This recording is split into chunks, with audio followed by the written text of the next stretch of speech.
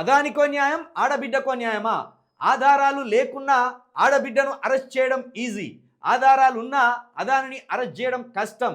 BRS MLC కవిత నిలదీత. Ambuja cement అనుమతులు రద్దు చేయండి కేటీఆర్.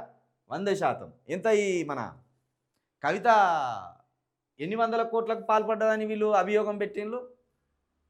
100 కోట్లు. 100 కోట్లు ఈ లిక్కర్ స్కీమ్లో పక్కదారి పట్టినాయి అనేది ప్రధాన ఆరోపణ. ఈ 100 కోట్ల లెక్క తేలలేదు. ఈ 100 కోట్లకు సంబంధించి అవినీతి జరిగిందని ఎక్కడ నిరూపణ కాలేదు, దానికి సాక్ష్యాలు లేవు, ఏది లేదు. కానీ తనను ఒక 5 నెలలు జైల్లో పెట్టింది. 5 నెలలు కవితను అక్రమంగా జైల్లో పెట్టింది. కారణం ఏంది? కవిత మీద కోపం కాదక్కడ. కేసీఆర్ అనే ఒక రాజకీయ నాయకుడు టీఆర్ఎస్ని బీఆర్ఎస్గా మార్చి దేశవ్యాప్తంగా పర్యటించి దేశంలో ప్రత్యామ్నాయ కూటమి కావాలి, ప్రత్యామ్నాయ రాజకీయాలు చేయాలి అని ఎప్పుడైతే కేసీఆర్ ఆలోచన చేసిండో అప్పుడు ఎవరిని పట్టుకోవాలి అని మోడీ వేసిన ప్లాన్ ఇది. కేసీఆర్ని ఎలాగూ పట్టుకోలేదు. కేసీఆర్ను ముట్టుకుంటే తేనె తుట్టను కలిపినట్టే. కాబట్టి కేసీఆర్ను ఎట్లా ఒక్కొక్కటిగా పతనం చేయాలి.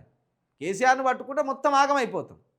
కాబట్టి ముందు కేసీఆర్కు పొగబెట్టాలంటే కేసీఆర్ ఇంట్లోనే ఎవరినో ఒకరిని అరెస్ట్ చేయాలి. ఆ క్రమంలో కేటీఆర్ మీద ఉచ్చు వేయాలని చూసిండ్రు, హరీష్ రావు మీద ఉచ్చు వేయాలని చూసిండ్రు, ఈ కవిత మీద ఉచ్చు వేయాలని చూసిండ్రు. కవిత దరిద్రానికి ఇక్కడ ఉండేది ఉండకపోయి ఢిల్లీలో పెట్టుబడులు పెట్టింది. అది వాళ్లకు సందయింది. చలో కవితను అరెస్ట్ చేసింది. ఎంత? 100 కోట్ల రూపాయల అక్రమం జరిగిందని ఏకంగా కవితతోటి ఉన్నోనే అప్రూవర్గా మార్చి వాణి సాక్షిగా పెట్టి అరెస్ట్ చేసి పడేసింది. 5 నెలలు జైలు వేసింది. మరి 16,000 కోట్ల రూపాయల స్కామ్కు పాల్పడ్డాన్ని ఇంతవరకు ఎందుకు అరెస్ట్ చేయలేదు? ఎందుకంటే మోడీ దోస్తాన్ని వదిలిపెట్టినవా? బీజేపీకి కావలసిన వాడని వదిలిపెట్టినలా?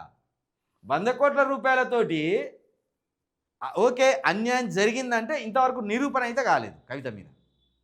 కేజ్రీవాల్ను అరెస్ట్ చేసిండ్రు, కవితను అరెస్ట్ చేసిండ్రు, అక్కడ ఉప ముఖ్యమంత్రిని మనీష్ సిసోడియాను అరెస్ట్ చేసిండ్రు ఢిల్లీలో. 100 కోట్ల స్కామ్ జరిగిందని చెప్పి. మరి 16,000 కోట్ల స్కామ్ జరిగింది. ఆ ప్రపంచవ్యాప్తంగా భారతదేశం సిగ్గుపోయింది. ప్రపంచం కోట్ల ముందట భారతదేశం తలదించుకోవాల్సిన పరిస్థితి వచ్చింది. కానీ మరి ఇప్పటి వరకు యథేచ్ఛగా బయట తిరుగుతున్నాడు. అదాని చేయబట్టి ఆఖరికి షేర్ మార్కెట్లో అన్ని కుప్పకూలిపోయినాయి. అయినా కూడా ఈరోజు మంచిగా ఉన్నాడు అదాని. మరి ఇది అన్యాయమా న్యాయమా? తెలంగాణ ప్రజలు ఆలోచించారు. మోడీకి బుద్ధి చెప్పాలా, బీజేపీకి బుద్ధి చెప్పాలా, కాంగ్రెస్కి బుద్ధి చెప్పాలా? ఇప్పుడు తెలంగాణ ప్రజలు ఆలోచించుకోవాలి.